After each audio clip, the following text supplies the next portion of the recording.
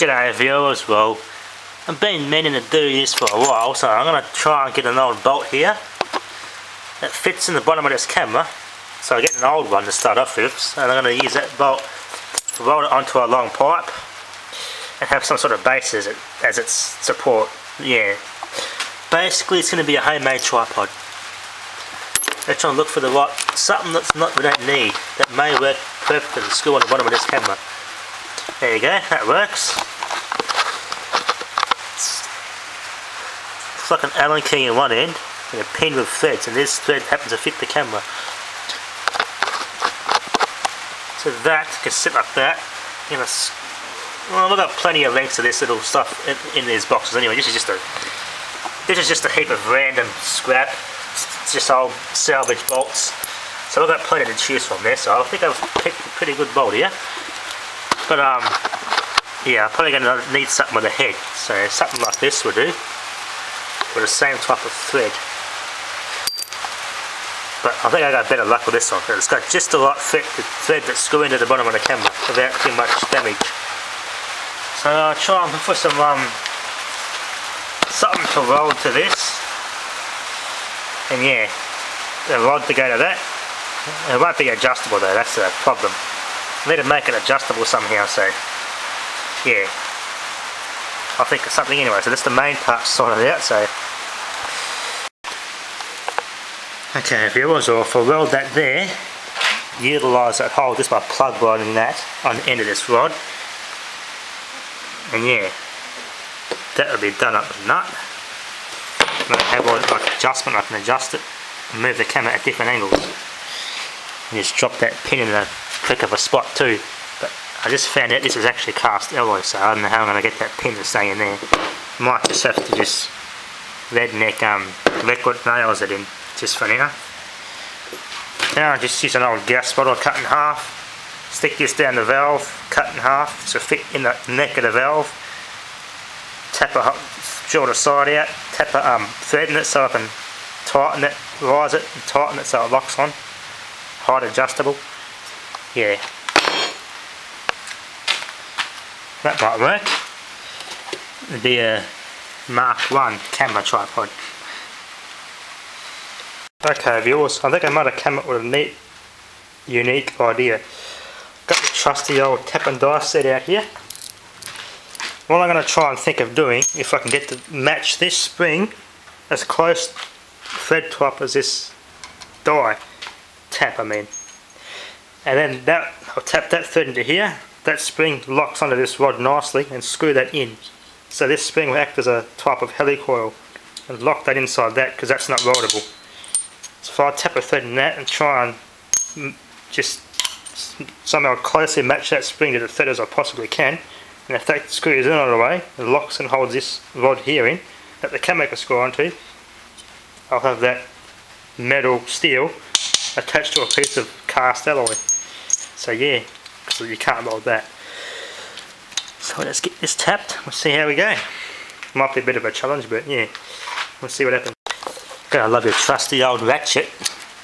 This has a special set of fittings. It has a 1/4, 3/16 tap, 5/16 and 3/8 tap. Imperial Eastman, made in USA. You can ratchet it and backwards or forwards on it. So yeah, makes it a lot easier. I might not have the right size tap for this either, so either way we'll find out how we go. Just trial and error at the moment. So if that can screw in there, provided I can get a bigger, I might have to drill it out slightly bigger and use a slightly bigger tap to get this to go in. But if I can, that'll screw in there perfectly. So yeah, we'll try and see what happens if I can drill it out and tap a bigger thread in it. Okay viewers, I've tapped the right size thread. This Redneck screwed it in, pushed it in and bottomed out, and that's it. Pretty well and surely secure there. Gonna have that on here, adjust it. Camera will screw on in off the back. Camera's pretty flexible there on that spring. I can adjust the camera. That's pretty good. So yeah.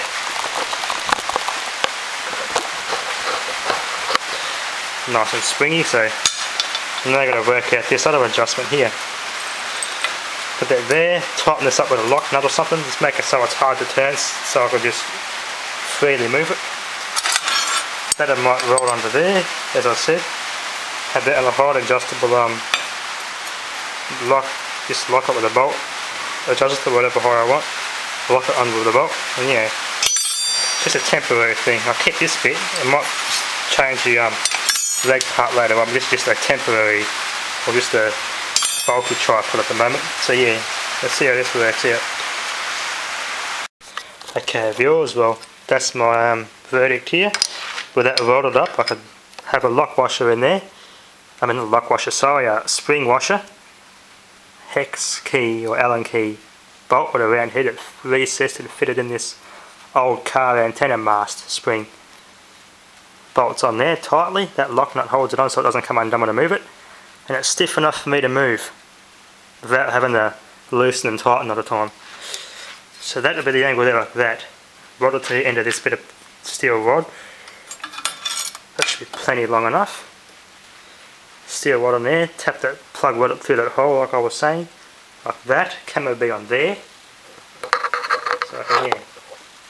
That does turn a tiny bit, so I can twist it and I can get the camera to screw on so that it's level and the camera's on the video straight, not like that. So yeah, now here's a clever redneck ingenious thing I've done. Got an old gas bottle, had a bit of fun with it. Solids in the we've used solid rounds in a shotgun, blew 2 big holes in it just for the hell of it. So I wasn't going to use it as an air tank, because that had been done to it before I had ideas. So instead of it going to China for scrap, cut the valve off. This fits in there like that. This end's better. Then what I'll do, I've got a little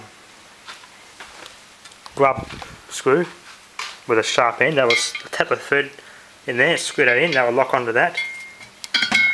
And however high this bottle is, I can just have that much height adjustment.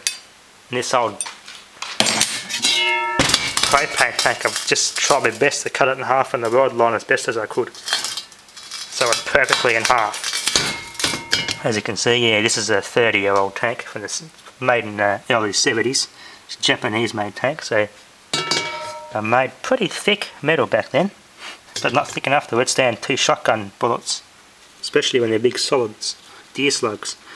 But yeah, with that till it hits the ground. From there on, I've got that much play. Pretty good for a camera tripod. That will sit in the ground like that. And if I make videos, that'll go in there. And I could raise or lower it and use that screw in the side of that valve or tap a thread, screw it in or out. And yeah, lock this to whatever height I want.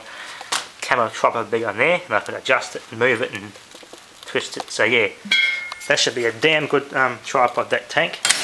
I mean, I've got no other use for it, so might as well, yeah, do this idea with it. So let's get this thing welded together.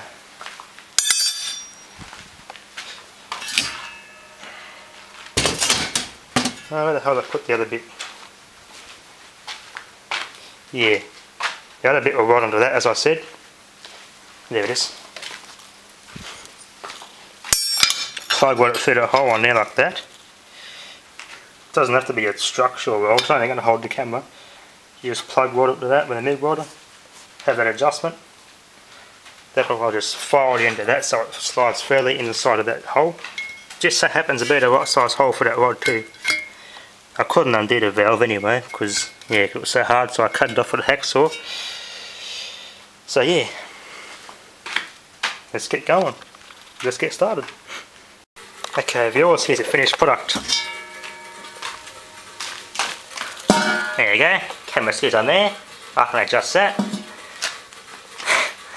Couldn't get much more kludgy than that for a camera tripod, could ya?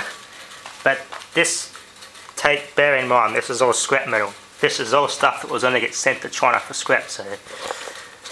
See if I've got the LP gas decal on it. But yeah, nice use for old scrap metal. I couldn't do the very best of welding. I could weld better than that, but yeah, don't weld when you got sandals on. For very obvious reasons. Yeah, my old man does the same thing with welding with sandals on, burns his feet. He'll learn the hard way, but anyway. Pretty ugly weld really, but it's good enough for this. So I'll screw the camera on and see how good we can get it. But yeah, I was going to use that scrub screw, but the bolt ended up breaking. Must have been a weak point in the bolt, so I'll just change it for a regular bolt. Screws in there, just protruding at the bottom. Locks it in. I can undo it, adjust it. That's pretty damn good. So let's screw the camera on, see how we go. Okay, viewers, well, I just found out another thing. I can carry it now, have the camera mounted on here if I wanted to, and carry it by the existing handle. And walk with a camera like this. So I could get a steady grip and yeah. Now, providing that's steady, it might hold the camera a bit better, reduce a bit of shake. Let's give it a try. Oh, look at this rack dehydrator here for you. Jeez, what it does, it actually there's that thing of pipes curled up. There's 6 little injectors, and that injects kerosene, which is fed, more on this engine later, fed by this pump. Pumps kerosene through that little burner in there, and with that fan, that engine's driving a fan behind that. There's a big fan being driven by that Vanguard Briggs and Stratton. The power of that air flowing past those little burners, they're designed especially so the air pulls the fuel through, and you get a small flame, probably about, I reckon about 4-inch long flame, shoots flame. It's like a big gigantic heat gun, hot air blower. Think of it as a gigantic hair dryer. And that just dries the fruit on the rack, because if it's not hot enough and it's been raining, which it has been pretty damn wet, to dry the fruit we use this. The racks are covered up with a curtain. And this engine not only drives that big ass fan, but it also drives this pump too, which feeds kerosene into the burner, and this blows a lot of air. Electric start, but no fuel, I can't run it for you. I do a bit of a crank, I do a bit of cranking, but I did it on that tripod, see how the video turns out. Yeah, it's a Vanguard 14 horsepower V-twin, 2002 model, only had I think 8 hours work. So yeah, this year's been pretty damn wet for the dried fruit season, so every other year's been pretty damn good, but this year it's been a bit wet, so might have to use this year. It's made in, well, obviously made in Mildura. You probably wouldn't have seen them down anywhere else in Australia, but here, they're common here in Mildura, so now you can adjust the fuel to the burner, and yeah, it's a separate fuel tank this is tapped off to, but let's get this set up. Give you a good view of this dehydrator here. Okay viewers, I ain't got much room around this joint, so I'll do a quick crank for you. Yeah, probably won't fire up because there's no fuel, but let's give this thing a crank. It's on. Should be able to get, so you can see the fan in here.